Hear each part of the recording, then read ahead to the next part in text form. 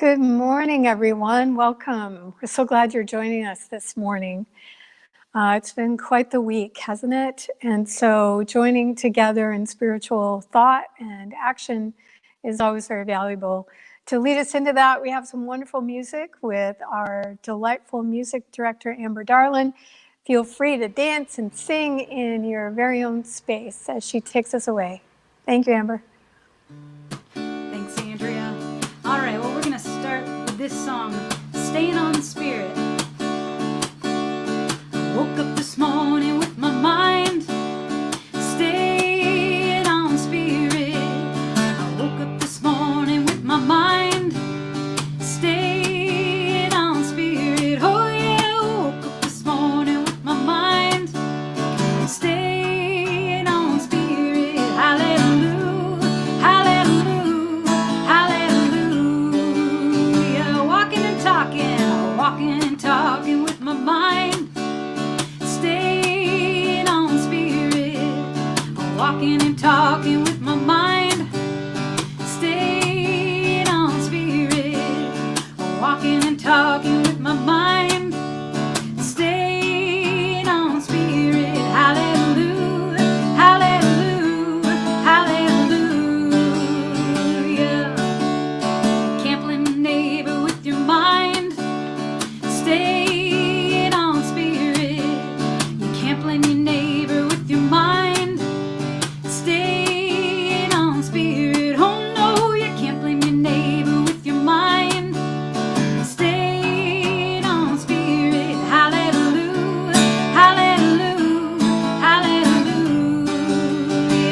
I woke up this morning with my mind staying on spirit. I woke up this morning with my mind staying on spirit. I woke up this morning with my mind staying on spirit. Hallelujah, hallelujah, hallelujah, hallelujah, hallelujah, hallelujah. One more time, sing it out. Hallelujah, hallelujah, hallelujah.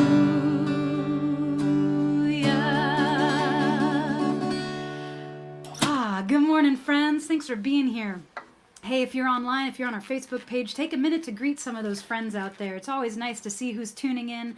You can put your name up there, send virtual hugs and love out to our community. All right. Well, let's sing My Soul is Welcome here. Let's get in tune. It's always good to tune. Ooh, yeah. Hang on. Tuning. Say hello, say hello. This is a thing, usually if we're sitting in our sanctuary, you all are talking, sanctuary, all the congregation is talking while I get to tune and prepare in between songs. So you get to enjoy my tuning. There we go. All right, here we go.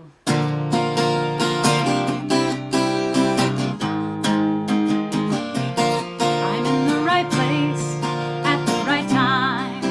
I am just where I'm supposed to be. I'm in the right place at the right time. I am just where I'm supposed to be. I'm in the right place at the right time. I am just where I'm supposed to be.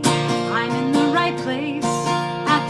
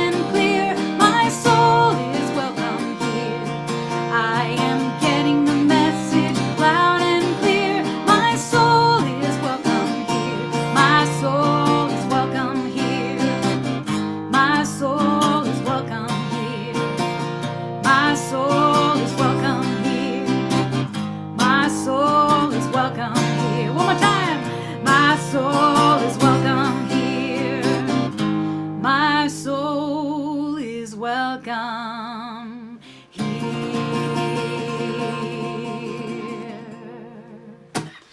Thanks for singing along. All right, we're going to go to our practitioner of the day, Deb Frost, now for an invocation. Good morning and welcome to the Center for Spiritual Living, Bellingham. I'm Deb Dole and I am the intern practitioner today. And I'm smiling at all of you, even though I can't see you. Please join me in an opening invocation. This morning, we gather here on this alive and interactive earth, aligning ourselves with the one presence, the one power, the one source that we call spirit, divine intelligence, and a myriad of other names that speak to us. Let us each and every one know that we are firmly rooted at the center of spirit. Let us lean in today to deeply feel each part of our being. As we listen deeply to the words of Dr. Andrea and to the voices of our world, let us each be full of the knowledge that we are a gift of the universe, and we are a gift to the universe. We all have the ability each moment to choose again, to choose new thoughts and beliefs, to send new aspects of our light out into the world. We plant the seeds that one day will grow. We water seeds we've already planted, knowing that they hold future promise. We are ready and able to select those that we will release and let go of, knowing that they don't serve us or our world.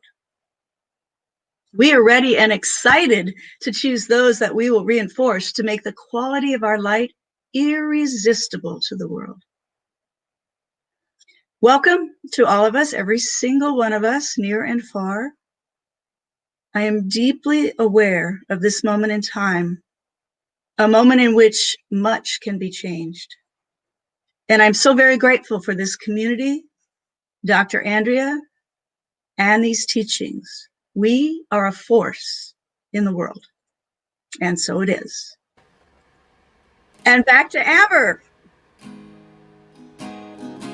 Thank you, Deb.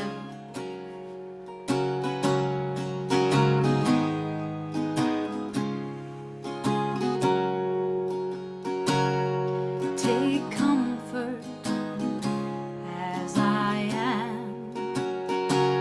Surrender all need for a plan. Divine presence is always at hand. Take comfort as I am. Take comfort. Take comfort as I am. Surrender all need for a plan.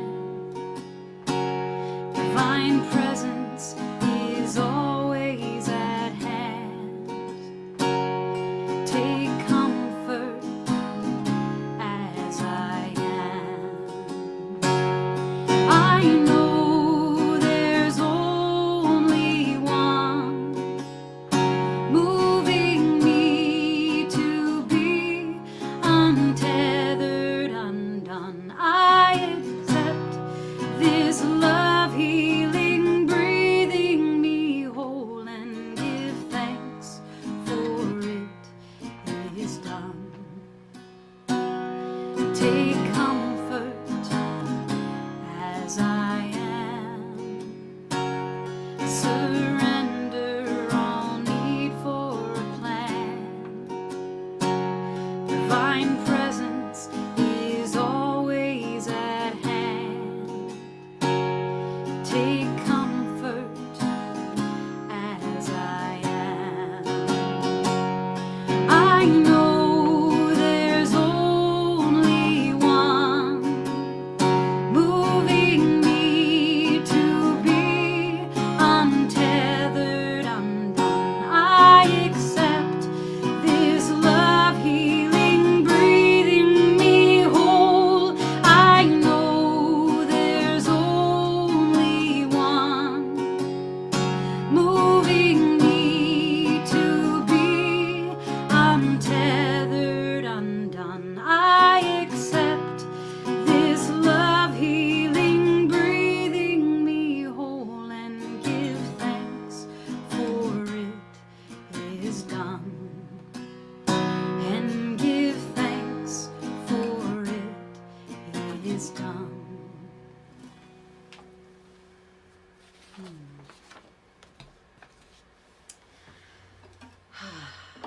Well, in thinking about a song I could bring to you all this week, this one popped out, and it's a song that we presented months ago at our center, along with a video. It's one that Dr. Andrea and I brought back from the spiritual convention, the CSL spiritual convention that we were at in Denver. And this is a Lenny Kravitz song called Here to Love.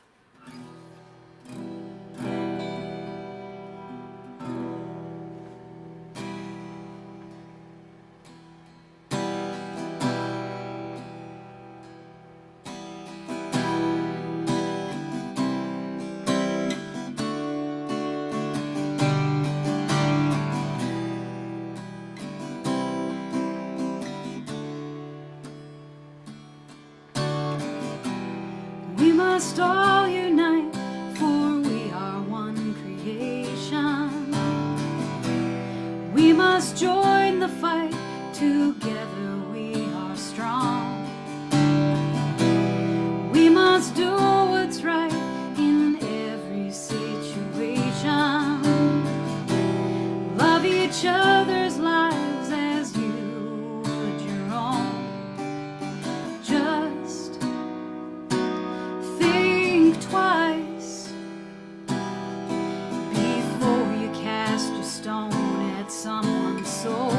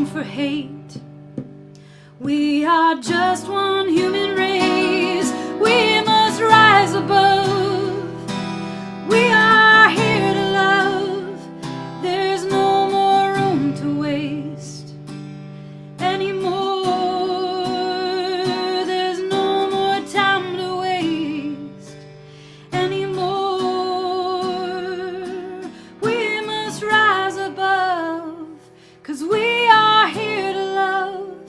There's no more time to waste anymore.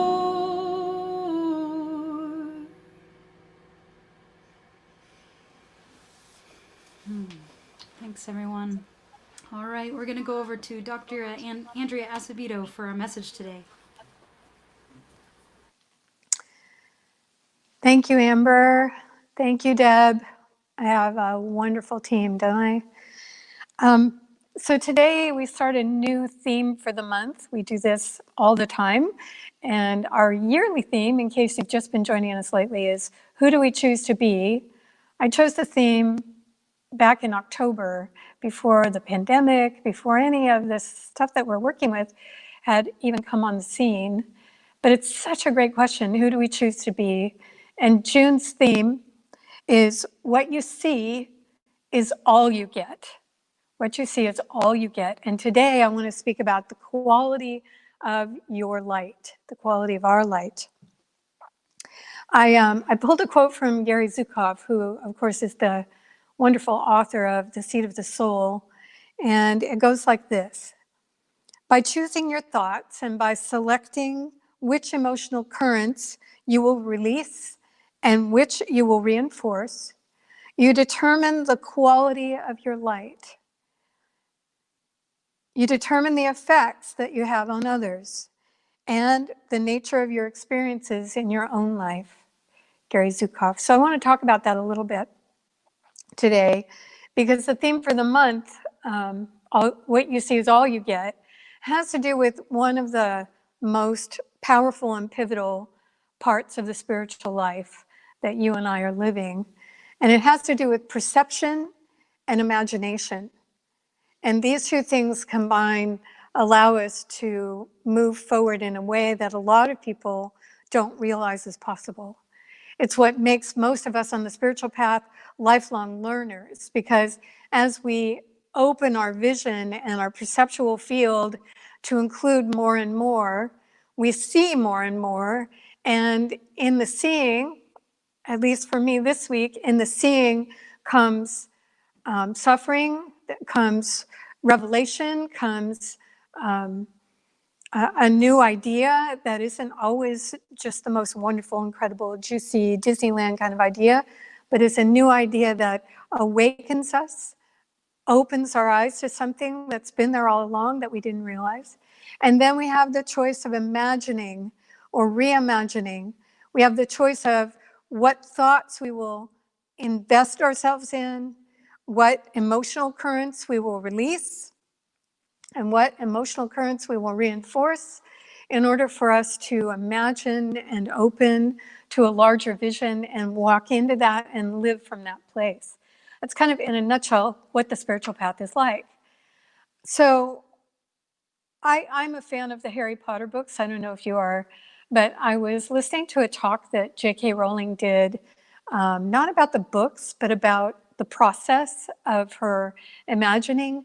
And she said something that really caught me, because it's, of course, applies to all of us on the spiritual path. She said that imagination is both revelatory and transformative. And so she was, of course, talking about her writing, but I think she was also talking about the larger way we can live. To live in a larger fashion than maybe we've been living requires these two fields of perception and imagination. And what begins to happen is that as we open our perceptual field to a larger idea for our lives and the life of society and the life of the planet, we have revelations that begin to happen that, if we are wise, we can incorporate and seek to understand, even if they're difficult. And then we can move with those new understandings and be transformed by them. I was thinking about the old analogy that I sometimes used to use when all of you were in the sanctuary, and we all had our cars out in our parking lot here. But imagine yourself going out on a sunny day to any parking lot, wherever you live, and you're walking past a car, and when you look at the car at the window of the car, maybe you're walking by the side of it, you can look at it in a certain way. And if you're like me, you might, I do this on Zoom all the time now, you might, look at your hair because I haven't had a haircut for a while, and, kind of notice yourself. And at the same time, you can shift your gaze, and instead of seeing yourself reflected in the window, you can see into the car. I think what's happening right now is we're seeing into the car. And some cars are really tidy and nice, but this particular car isn't necessarily so nice. It's got some baggage in there that we're all beginning to see, that maybe because we were focused in a different way, we didn't see. And seeing into that is revelatory and difficult and beautiful, and can be, if we choose to make it this way, transformative. So I was thinking a lot about what we're called to imagine and what we're called to reimagine. And I was thinking first about our personal lives and the pandemic, because of course that's still present, that's still happening. We're still supposed to be quarantined to a certain extent here in Washington State. I know some of you lucky folks are less so. But what was interesting to me, and what is interesting to me about my personal life, my spiritual life in the pandemic, is that the pandemic was an opportunity and still remains an opportunity for those of us who are willing to shift our gaze. So how do I mean that? Well, I don't know if you ever saw the meme of it's just the picture of the Earth, and on top of the picture there's a little dialogue, and someone is saying, we can't change our ways so that there's less pollution. We can't just stop doing everything so that the planet can heal. We can't just, create a world like that. And then the Earth is talking, and the Earth says, here's a virus, practice. And that's the meme. And that's what we've been called to do. And many of you, being positively oriented like me, have watched all the wonderful videos that were going around of wild animals coming into the deserted cities, and the dolphins for the first time in maybe a century swimming up the canals of Venice, and the humpback whale in our very own bay here, and all of the different happenings that are happening because human activity has greatly reduced itself, and the planet, nature, and all of the other species that we share this planet with rebounded and are continuing to flourish in different ways because we're not so busy gazing in the window at ourselves, but we're looking deeper into the pandemic and what we can do to help and how we can stop the spread. What's also interesting about the pandemic is that it's really provided us an opportunity I'm sure you've taken advantage of, but in case you hadn't thought about it like this, what happened for all of us is pretty much from one day to the next, all of our habitual ways stopped. We didn't go out, we didn't go out to eat, we didn't go to work. Many of us were working from home, or we were unemployed. We weren't able to soothe ourselves by doing lots of distracting things out there in the world. And all of a sudden we're in our homes, we're with the people we live with, or alone if we don't live with someone. And we have a really, really long time to feel what it's like not to do those habits. And for some of us, that was deeply uncomfortable. And for some of us, it was such a relief. And for some of us, we're still kind of trying to grapple with the fact that those habits can't be initiated just yet. And in all of that, I wonder if you had the experience that I had, which is not only did I have all those habits stop, but I also got to take a long, hard look, because I was with myself day in and day out, unfortunately looking a lot at myself through Zoom, and I began to notice the habitual emotional currents that I was having. And it was an interesting time. It's an interesting time for us to pay attention to not only the habits that we've dropped away and what we're longing for and what we don't miss at all, but also to pay attention to the habitual energies of emotions that run us so frequently, and to make new choices to make new choices. That's what imagining and perception will allow us to do. We see that there are some things we've been doing that are not for us any longer. And we knew that before the pandemic, but we didn't know how to stop. So we've been given a pause. Can we make the changes? Can we figure out, can we imagine a life that's more accurate to who we've become? Can we imagine a life where the emotional currents that we kept investing ourselves into could some of them be released and others be reinforced that are more life-affirming, energy-affirming, that allow us to be a benediction and a blessing to ourselves and to others as well. So that's one of the imaginings that we have the opportunity to now do.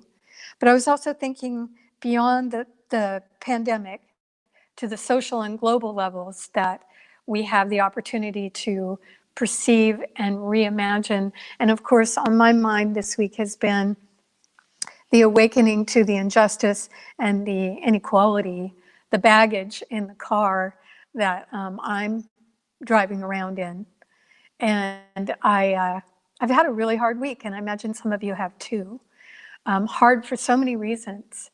I want to extend my deepest gratitude to my brothers and sisters of color who have been courageous enough to share their stories, to help educate me and so many like me into what it's like to open my perceptual field to a wider frame so that I can look deeply at what's really happening in the larger picture of my own life and the life of society and the life of the planet, and make some revelatory discoveries and hopefully make some good new changes and embrace some new understanding and begin to reimagine what life can be for our society and me as a part of that society. I don't know if you're in the same place, but I hope you are.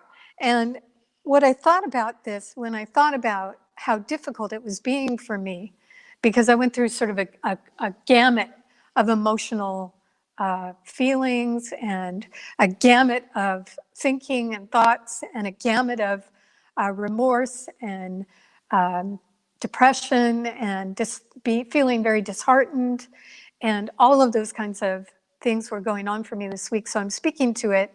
I never used anybody else's experience anymore. I just use mine. And so I'm speaking to it in case you had some of that. And I wanted to tell you what I did with it. And I want to tell you in a way that maybe you can hear. I'm very, very clear that blaming and shaming does not work. It doesn't work when I blame myself and shame myself. It certainly doesn't work when I do that to other people. And so over the years of spiritual life, I have learned to drop that away a lot. It still shows up. It's a habit energy from long ago. But more and more and more, what I've realized is that instead of blaming and shaming, what I need to do is be curious with myself. Be curious about what's arising in me. Be curious about the disheartenment. Be curious about the depression. Be curious about the many thoughts that are joggling and jostling in my head about the situation with equality and injustice and things of that sort. And so I took myself back. I was sitting in that little chapel outside of St. Paul's Episcopal Church where they had been serving meals and things like that for people experiencing homelessness. And we were having a meeting there. And the meeting was about a program here in our county called Family Promise. Family Promise is an incredible program dedicated to finding families that are experiencing homelessness, maybe living in their car or in a campground or out in the open, and supporting them in such a way that we together find them housing, and we find them employment, and we find them services, and we find the children's services so that they can have a step up and into society in ways that maybe they've felt disenfranchised from and not able to access. So I was sitting there, and a couple of things were shared that were revelatory. They were new for me as a middle-class white woman to hear. One of them was something that I've come to actually really realize is true. I don't know what you'll think about it. This is my truth. And that is that, when social services were created to assist people, there was such good-heartedness and such an intention to really create systems that would support people and lift them and get them back on their feet and moving forward in society. It was all very well intended. And it was all created, for the most part, by middle-class people of all colors, but middle-class people, people that were had enough of everything and spoke a certain language because of that. And so sitting in that little chapel, freezing cold because there was no heat in that place, listening to someone talk about that and share that one of the challenges for our families as we begin to work with them to lift them up and into society is that the very systems that were designed decades ago to assist are difficult for them to access because they don't understand the language that they were created with. They don't know how to respond to the questions they're being asked. They don't understand. The language is so different that a lot of times they can't access all the wonderful things that were created in the hopes that they would be able to use them. And so as we've discovered this, we as a society have begun to realize that we need advocates so that we can help translate, just like you would have a translator if you were in a different country and you needed to make yourself known, you would find someone that could translate for you. We now have advocates that can help translate the different needs of the system so that all the wonderment of what's available can be really truly be available. That was a revelation to me. I don't know about you, but I didn't know that. The other thing that happened in that meeting is we were all handed this, it sort of looked like a bingo card. And we were handed 5 Skittles each. Very tempting to eat the Skittles, but we didn't. And what the bingo card was all the different choices that someone experiencing homelessness as a family is going to have to make.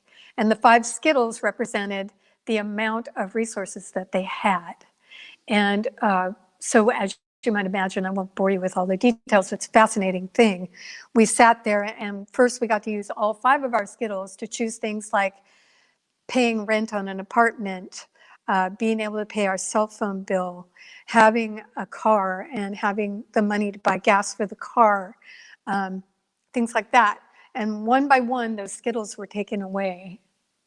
And we still had the things that we needed to live a life that would lift us out of homelessness. But now we didn't have 5 Skittles. We had 4, and then we had 3, and then we had 2. And as you might imagine, the fewer of those we had, the more difficult the choices became. So it was a great thing for me because while in a general sense, I kind of knew, in a very specific sense, I did not know. This girl did not know. And so what happened was I had a revelation and an understanding of a whole nother way of having to be in the world, which made my desire to assist people who are experiencing homelessness even stronger. It let me imagine what it was like, and then it committed me into what I was doing in a stronger way. The same thing is happening right now with the solidarity marches and the protests that have been happening, is there is a call to awaken to a reality that's always been there, but maybe we were not aware of it. And at the level, at the extent that it was happening. Maybe we kind of knew, I mean, we certainly saw the news and we saw different people, but we didn't put it all together because in our perceptual field, it wasn't happening to those we know and to ourselves. It was sort of happening out there, and isn't that terrible? Well, now we know that it's part of our world in a way that maybe we didn't understand, just like me sitting in that freezing cold chapel. Maybe we're understanding in a deeper way than we ever have what's going on, and maybe we're allowing that to be revelatory in our own personal lives. I hope so. I hope so.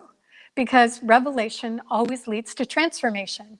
When we see a different thing, then we have a bigger vision and we have a bigger intention that can manifest itself.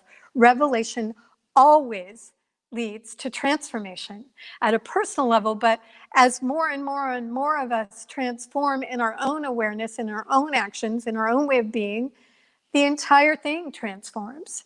It doesn't take that many committed people on a new path to share the vision and have the vision be so juicy and beautiful that other people want to jump on and understand as well.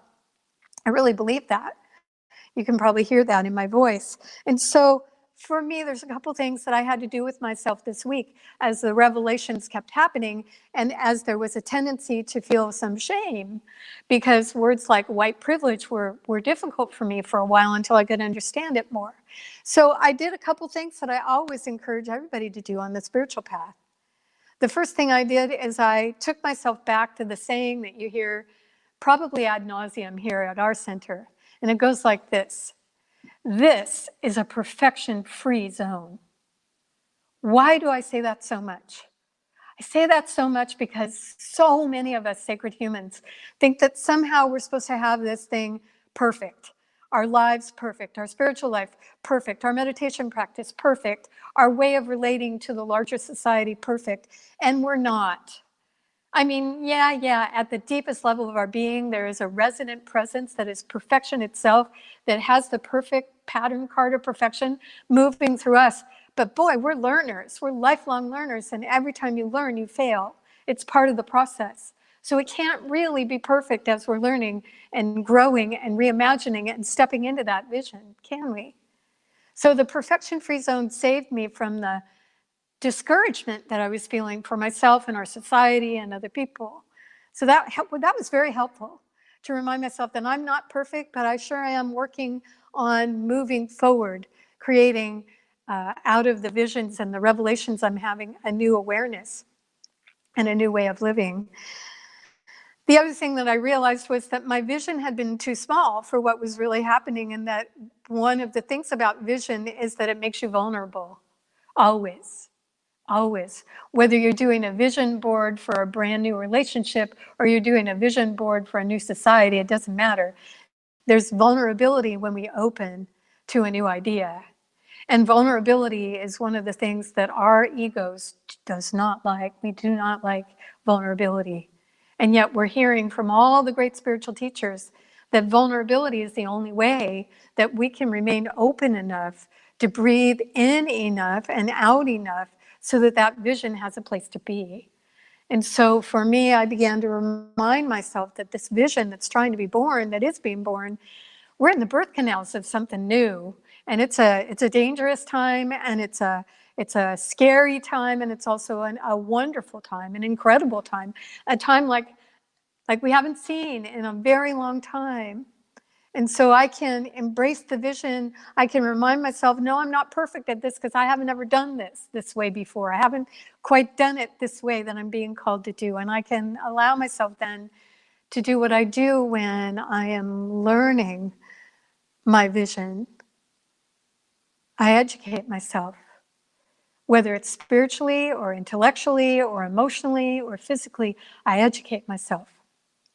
I take the time and the energy to pave the way forward with as much knowledge as I can gather. And where do I gather that knowledge? From people who have already walked this way. So in my spiritual life, I have mentors and I have teachers. I have teachers like Ernest Holmes from the Science of Mind. I have teachers like Thich Nhat Hanh from the Buddhist pathway. I have teachers like Mooji, who is helping me understand in different ways. And those teachers have walked before me. They have a torch that they're holding to help me see my way when I don't know the way. And so I educate myself and I listen to them and I read them and I study them and I practice what they're telling me because they've gone before me. They know the way. They know how to point out in me the places that might be quicksand and tell me to avoid those places. And they tell me the places that are wonderful and to keep going in those directions. And the same is happening now at a societal level. We have people who have gone before us on this path of equity and justice. They know how to walk this way, and they're holding a torch for us. Sometimes it's burning so brightly it blinds us for a while, but they're holding it up so that we can see the way. so that we can educate ourselves, so that we can learn more about how we can be part of a world that works for everyone. Works for everyone. It's a big vision. It's a big vision. And it's not perfect. I'm not perfect in that vision, but boy, I can learn. And those teachers that have gone before me, holding the torch of awareness and understanding and love, holding the stories and the way that they've walked, can help me learn how to walk forward into my vision. So we educate ourselves at every level, personally, so that we can move forward and open to a larger view of our own way, societally, so that we can open to an even more perfect union, and globally, so that we can address the larger challenges that through this pandemic we've actually seen can be addressed. We can address climate change. We can address the things that have been troubling at the most macro level of our existence together on this beautiful planet. And the last thing I want to tell you, and then I'll close for today, is a parable that one of my students, Price Sai, sent me. She's been listening to the podcast with Brene Brown and Harriet Lerner. I know some of you have been listening to that too. And in the second half of that interview between Brene and Harriet, and this particular interview is about why people don't forgive and how to forgive, things like that. So at the very, very end of the second part, there was a parable that Harriet told that has helped her immensely in her work. And I thought I would tell it to you and retell it to myself. Would you like to hear it? Yes, I hear a yes out there. So here's the story. It's from the Hasidic tradition of Judaism. There was a king who had a son, and as his son grew up, they had a violent quarrel. It was just horrendous. And the king was so furious with his son that he exiled him from the kingdom and told him never to come back again. And so the son left. And after a time, the king realized that he had made a horrifying mistake. And that no matter what the quarrel had been about, this was his son, and this was his heart. And so he gathered his ministers up, and he sent them out to find his son. And he instructed them to tell his son, to ask his son, to plead with his son, to come back to the kingdom, to come back. And so the ministers went out and they found the son, and the son said, no way. No, that was unforgivable. No, I'm not coming back. And so the ministers had to carry that sad news back to the king. Well, this king, it was a perfection-free zone, so he realized he made a really big mistake, but he also was very wise. And so what he did is he gathered his ministers back up and he sent them out again. And this time he instructed them to tell his son this: come as far as you can, and I will meet you. Come as far as you can, and I will come the rest of the way to meet you. That's a very powerful parable. So the reason it caught me and I wanted to bring it to you today is, there's a lot of forgiveness that's needed here. There's a lot of forgiveness for people that refuse to wear masks, let's say. There's a lot of forgiveness for the decisions that our government is making. There's a lot of forgiveness needed for our own personal mistakes and for the lack of awareness that maybe we've had for decades. There's a lot of forgiveness needed, always. You know this from being on the spiritual path. And so we can be like that king. We can be like that king in this way. We can ask that the person, the institution, the society forgive us. But if they say, I don't know if I can, then we need to be like that wise king and say, well, come as far as you can, and I will come and meet you wherever that is. My intention here forward is to go as far as I need to go to meet society where it is and to be a light in the healing and transformation of our society. Will it happen all at once? Likely not the case. Likely not the case.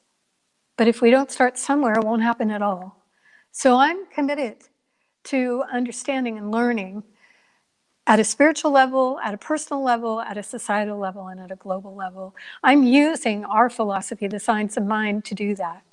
And I'm with J.K. Rowling when she says, imagination is revelatory, and let me tell you, I'm in the revealing part, and it is transformational.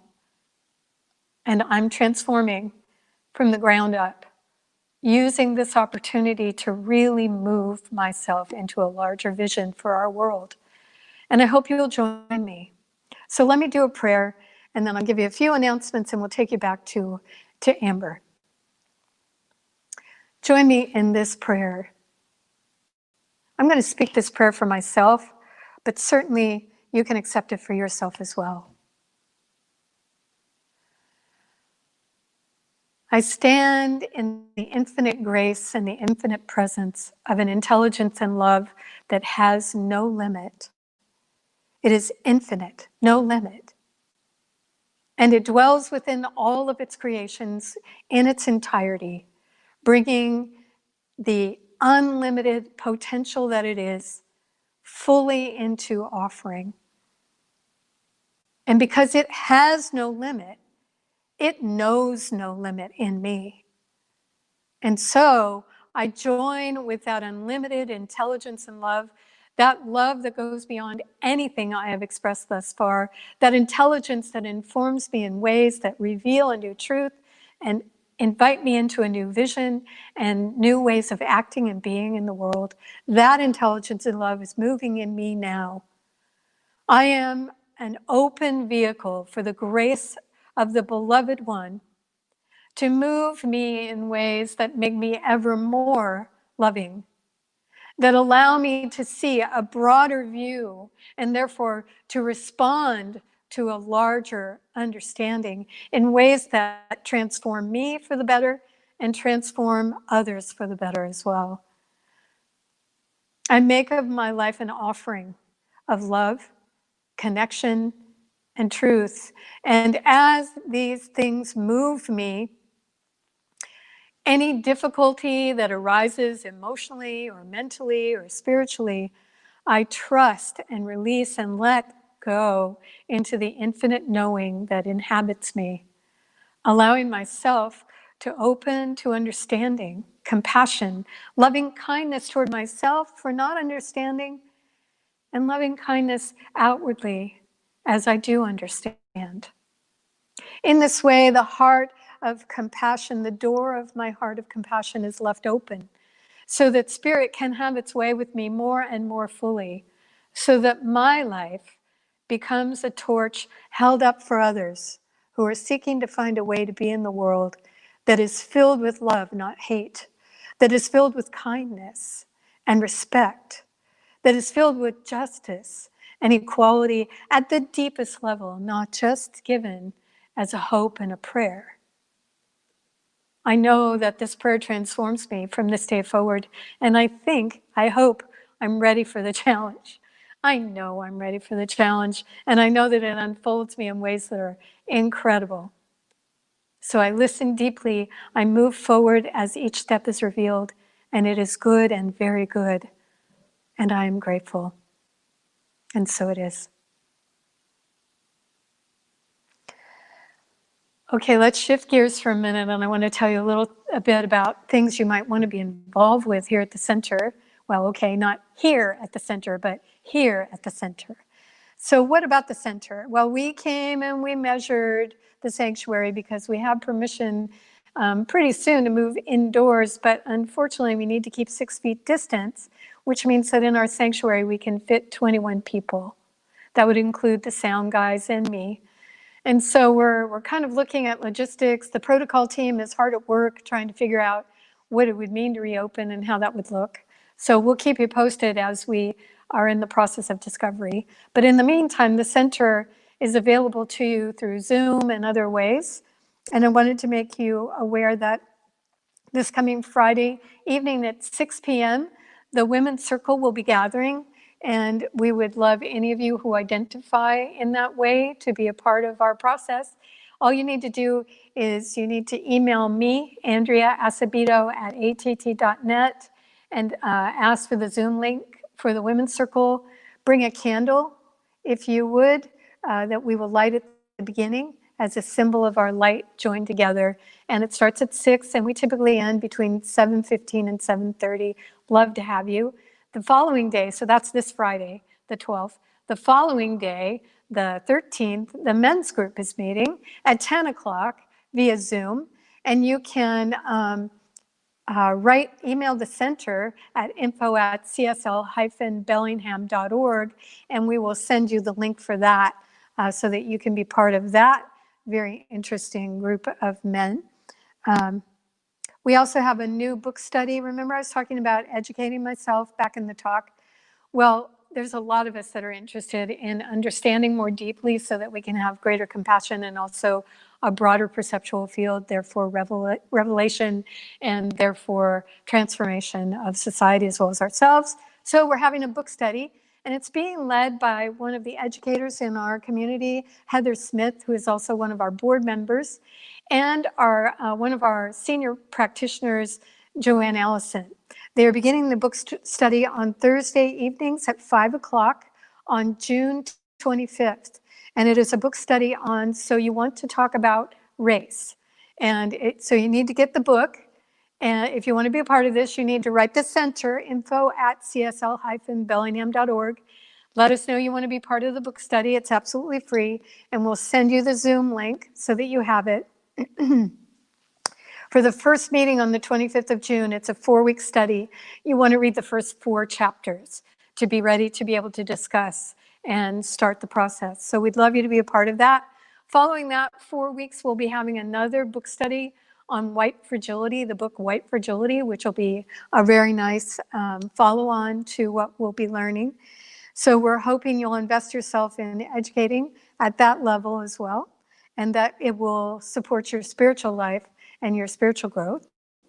Don't forget that the Chislagi moving meditation that's been offered for a long time now is still being offered here at the center on Tuesday mornings at 7 a.m. And if you'd like to come, it is a naturally socially distancing kind of activity, very much like Tai Chi, very beautiful practice to start your day with, Tuesdays, 7 a.m. And also that the Buddhist Sangha that is part of our larger circle is meeting by Zoom every Monday night at 6 o'clock. And you can email the center for the Zoom link for that. This Monday, my Dharma teacher, Alexa Singer-Tellis, is going to be joining our Sangha here, giving a Dharma talk on how to work with difficult times like these. So you're invited to come, even if it's a first time for you. And then also the Course in Love, which is based on that book, is happening by Zoom. And if you get our constant contact information in your email, you'll have the email address for contacting Catherine Vader, who will send you the Zoom link for that group. All right, so there's all kinds of things going on, and we hope you'll be involved with them, and we'll keep you posted. Right now, I want to turn this back over to Amber Darlin to close us out with a wonderful song. I want to thank you for your donations and for your presence. I feel you out there, and oh my, that helps right now. Thank you. Thank you, Dr. Andrea. For the sun that warms this body, for the earth that we call home, for the love that knows no boundary, I am thankful. For the trees that line the mountains, for the sea and life it holds, for the soul